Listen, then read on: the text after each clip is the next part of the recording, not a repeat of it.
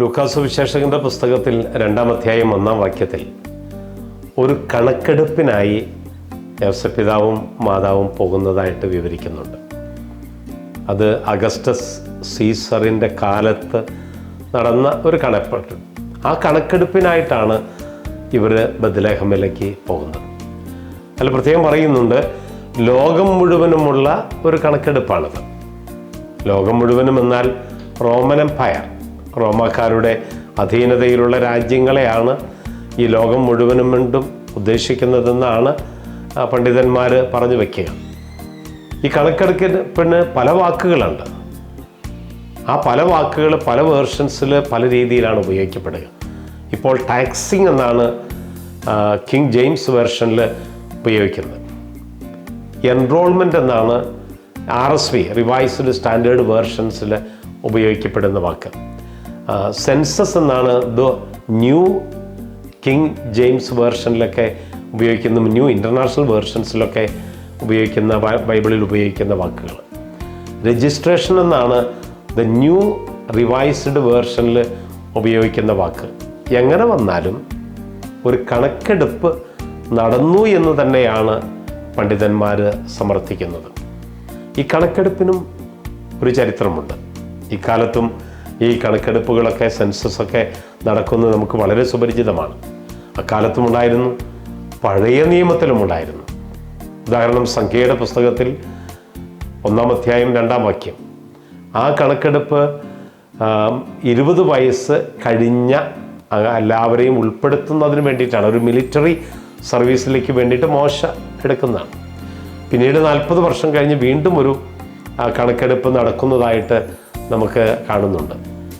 എങ്ങനെ വന്നാലും സംഖ്യയുടെ പുസ്തകം 26-ാം അധ്യായം 64-65 വാക്യങ്ങളിൽ ഇസ്രായേലിൻ്റെ 12 ഗോത്രങ്ങൾ ഉൾപ്പെടുത്തിയുള്ള ഒരു കണക്കെടുപ്പിനെ കുറിച്ച് അവിടെ പറയുന്നുണ്ട്.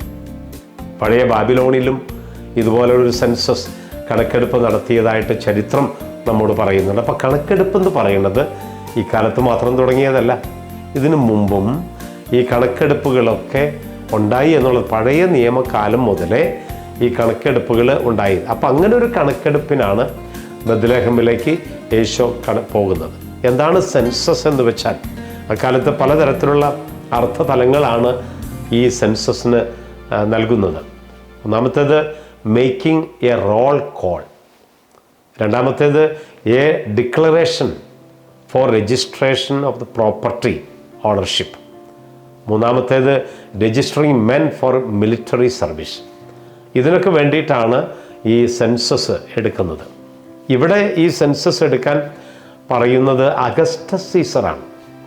അഗസ്റ്റസ് സീസറിൻ്റെ ഫുൾ നാമം ഇതാണ്: ഗായൂസ് ജൂലിയസ് സീസർ അഗസ്റ്റസ് എന്നാണ് അദ്ദേഹത്തിൻ്റെ മുഴുവൻ പേര്. അദ്ദേഹം റോമൻ എംപററായിരുന്നു. 63 BC മുതൽ 14 AD വരെയാണ് അദ്ദേഹം ഭരിച്ചിരുന്ന കാലഘട്ടമെന്നാണ് ചരിത്രകാരന്മാർ പറയുന്നത്. അദ്ദേഹത്തിൻ്റെ പേരിൽ നിന്നാണ് നമ്മൾ ഓഗസ്റ്റ് മാസം അദ്ദേഹത്തിൻ്റെ പേരിൽ നിന്ന് വന്നതാണ് എന്നാണ് വിശ്വസിക്കപ്പെടുന്നത്. AD 14 ശേഷം പിന്നീട് തിബേരിയസ് ആണ് ചക്രവർത്തിയായിട്ട് വരുന്നത്. അതുകൊണ്ട് യേശുവിൻ്റെ പിന്നീടുള്ള പരസ്യജീവിത കാലഘട്ടത്തിലൊക്കെയും ഈ തിബേരിയസിനെയാണ് നമ്മൾ കാണുന്നത്. അപ്പോൾ അഗസ്റ്റസ് സീസറിൻ്റെ കാലത്താണ് ഈ കണക്കെടുപ്പ് നടന്നത്. ഇനി അതിൻ്റെ കൂടെ ക്വിരിനിയൂസ് സിറിയായുടെ ദേശാധിപതി ആയിരുന്നപ്പോൾ എന്നുകൂടി നമ്മൾ കാണുന്നുണ്ട്. ആരാണ് ക്വിരിനിയൂസ്? ഈ ക്വിരിനിയൂസ് എന്ന് പറഞ്ഞാൽ ഗവർണർ ഓഫ് സിറിയ. ലൂക്കായുടെ സുവിശേഷം 2-ാം അധ്യായം 2-ാം വാക്യത്തിൽ നമ്മൾ കാണുന്നുണ്ട്. അദ്ദേഹത്തിൻ്റെ മുഴുവൻ പേര് പബ്ലിയൂസ് സുൾപ്പീസിയൂസ് ക്വിരിനിയൂസ് എന്നാണ്. അദ്ദേഹത്തിൻ്റെ കാലഘട്ടം 51 BC മുതൽ 21 AD വരെയുള്ള കാലഘട്ടമാണ്.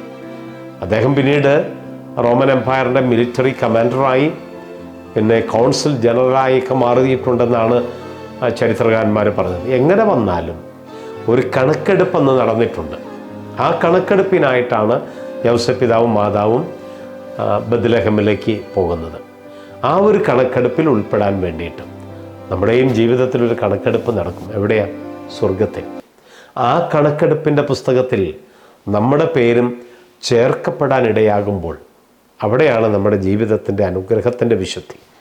അപ്പോൾ സ്വർഗത്തിൻ്റെ കണക്ക് പുസ്തകത്തിൽ നമ്മുടെ പേര് ചേർക്കപ്പെടാൻ ഇടയാകത്തക്ക വിധം നമ്മുടെ ജീവിതത്തെ രൂപപ്പെടുത്തുക ഈ നോമ്പുകാലത്ത്.